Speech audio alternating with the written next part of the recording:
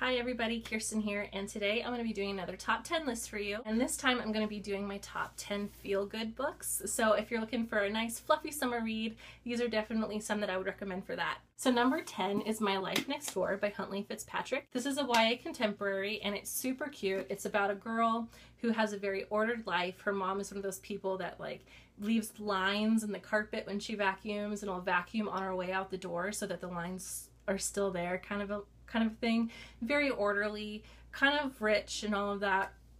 And she has these crazy neighbors next door who have a bunch of sons, and they're always loud and they're always messy, and she's always wanted to know more about them. And so she finally does. This summer, one of the brothers from next door comes and introduces himself and is like, "Oh, I see you watching us, why don't you come hang out," and all of that. And so their lives get intertwined. There's a lot of drama between the families, but it's still a really cute read and it just leaves you feeling really great. Book number 9 is This Lullaby by Sarah Dessen. It's all blurry. There we go. You can kind of see it. I have a love-hate relationship with Sarah Dessen books. I really do love them, but sometimes the endings can feel a little open-ended. And that was before I found out that you can actually go online and see how the books interconnect, because I haven't read them in order. I've just been kind of reading them as I go. And so sometimes I'll pick up on things, but not all the time. But this book was really cute. It's about a girl whose father was a musician and he passed away before she really knew him, and he wrote her the song called This Lullaby. It's a one-hit wonder that he had, and it's for her. She is super against love, and one night she meets this young man and he's in a band and she's just no, not into it, but he's super persistent, and finally she gives him a chance. And so the rest of the book is basically them just trying to figure everything out, and her trying to figure out that yeah, she does have feelings for this guy and all of that. And there's just a lot of crazy things that happen in this book, but it's really cute. Number 8 is going to be Slammed by Colleen Hoover. This is a really adorable book. It really is. It does deal with some heavier things like parents dying and cancer and all of that, but it's a really adorable book. It's about a young lady who moves across the country with her mom and her little brother because her father passed away and they could no longer afford their home in Texas. So they move. She ends up meeting a young man that lives across the street. He has a younger brother the same age as her younger brother, and they become best friends. And so these two are kind of forced together, but they have some circumstances that aren't ideal. And if you've ever been interested in slammed poetry, when people go up and perform poetry in dramatic ways, this book is full of that. Book number 7 is going to be Everything Leads to You by Nina LaCour. I love this book.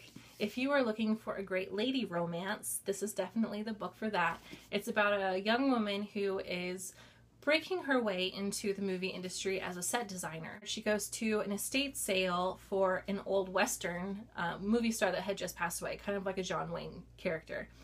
And she finds a letter in an album that she got, and she's trying to find his daughter to give it to her, but in the process she meets his granddaughter and they fall in love, and it's really cute. And it's a manic pixie dream girl scenario, but for girls, and kind of trying to break that stereotype down, realizing that a person is just a person, not just this fantasy thing that you have in front of you. So it's a really cute story and I loved it. Book number 6 is Attachments by Rainbow Rowell. I love Rainbow's books. This is my favorite Rainbow book, which is almost sacrilege to say because Fangirl should be my favorite, but this is my favorite Rainbow Rowell book.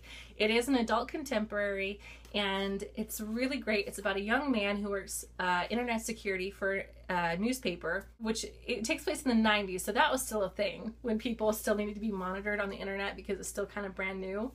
And so he ends up intercepting some email conversations between two girlfriends, and he ends up falling for one of the girls via these emails that he's reading. Just him coming of age in his own way at 28 and realizing, I gotta move out of my parents' house. I have a lot of these things I have to do, and then they finally meet, and it's really cute. I love this book. Number 5 is going to be Maybe a Sunday by Colleen Hoover. You can tell I've read this book a lot. It's starting to crack. It's really cute. It's one of my favorite contemporary new adults that I have.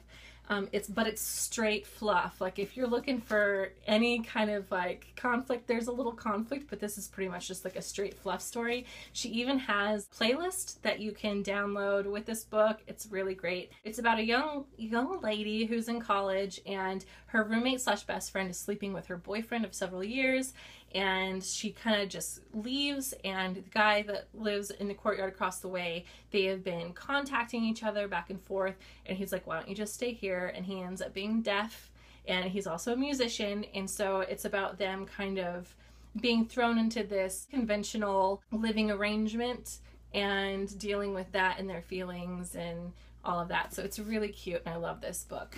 Book number 4 is actually going to be Harry Potter and the Sorcerer's Stone. This is like the only Harry Potter book that I can really talk about where it doesn't start to get dark. And I love this book. I'm reading it to my son currently, and I just love the first Harry Potter book. It introduces you to everybody, and you just get so pumped for Harry the whole time. So it's just one of my go-to feel-good books. It's really cute, and I love it.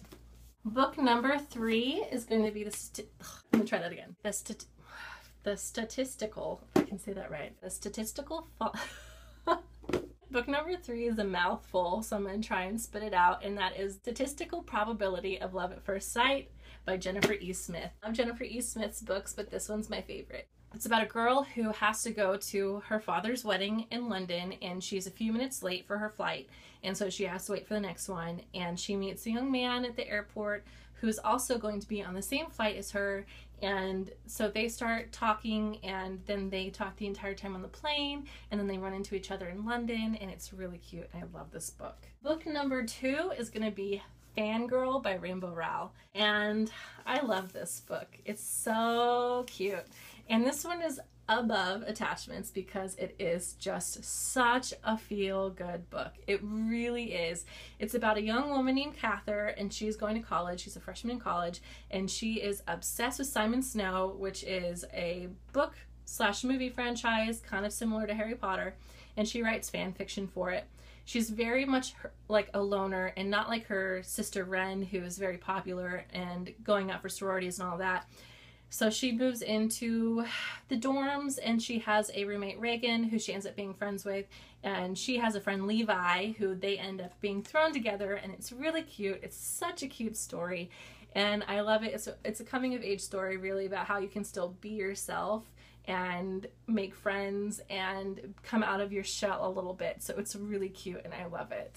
The first book, number 1, is going to be Anna and the French Kiss by Stephanie Perkins. I was gonna choose Lola and the Boy Next Door because I love that book more than this one, but this one is definitely the feel-good book of the two.